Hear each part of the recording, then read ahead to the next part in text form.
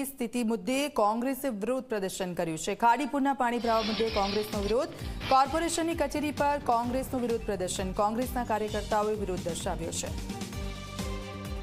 ખાડી ભરાઈ જવાની જે સમસ્યા છે અને દર વર્ષે આ પરિસ્થિતિનો સામનો ત્યાંના લોકો કરે છે, ત્યારે જે પરિસ્થિતિ આ વખતે પણ ઊભી થઈ અને તેને લઈને કોંગ્રેસ કોર્પોરેશનની કચેરી પર તમામ સભ્યો બેનરો સાથે પહોંચ્યા હતા અને વિરોધ દર્શાવ્યો હતો કે તેનું તાત્કાલિક નિરાકરણ કરવામાં આવે।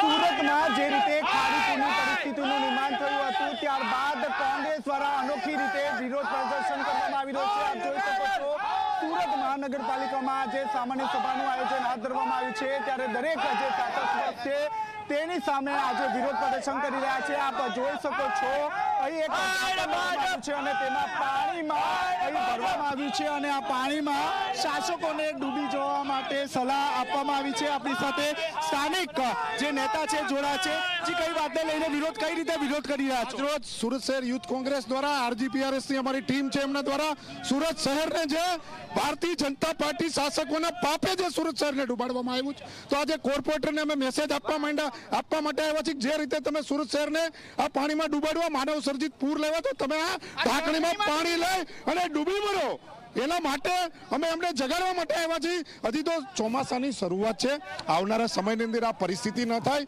કોઈનો જીવ જોખમાય નહીં, કોઈનો જાન જાય નહીં, કોઈનો જીવ જાય નહીં, એના માટે આ સુરત શહેરને તમે સુરક્ષિત કરો, એના માટે આજનો અમારો આ કાર્યક્રમ છે। જી આપ જોઈ રહ્યા છો અલગ અલગ જે લોકો છે તે વિરોધ પ્રદર્શન કરી રહ્યા છે। જી આ ઢાંકણી લાવવાનું કારણ? આ ઢાંકણી લાવવાનું કારણ એ જ છે કે 30-32 વર્ષથી છેલ્લા ભાજપનું શાસન છે અને છેલ્લા 5 વર્ષથી ખોટા કરોડો રૂપિયાના ખર્ચા કરીને આ ભાજપ સરકાર સુરતની જનતાને ખાલી ઉલ્લુ બનાવવાનું કામ કરી રહી છે। એટલે આજે આ ઢાંકણ લાવીને પાણી બતાવવા માંગીએ છીએ કે ભાજપની સરકાર સુરતમાં પાણીના ઢાંકણમાં લઈને ડૂબી મરે અને એ લોકોને ભાન આવે કે ક્યારે સરકાર અને લોકોની ચિંતા ક્યારે થશે। આજે આટલા પૂર, સામાન્ય પૂરમાં, સામાન્ય વરસાદમાં આજે આખું સુરત તણાઈ રહ્યું છે, ત્યારે આ શાસકોને માત્ર ને માત્ર ખાલી પોતાના પૈસા ખિસ્સા કઈ રીતે ભરવાને એ જ સમજ પડે છે અને સુરત આખું પૂરમાં તણાઈ રહ્યું છે। જી આપ જોઈ રહ્યા છો અનોખી રીતે કોંગ્રેસ દ્વારા વિરોધ પ્રદર્શન કરવામાં આવી રહ્યો છે।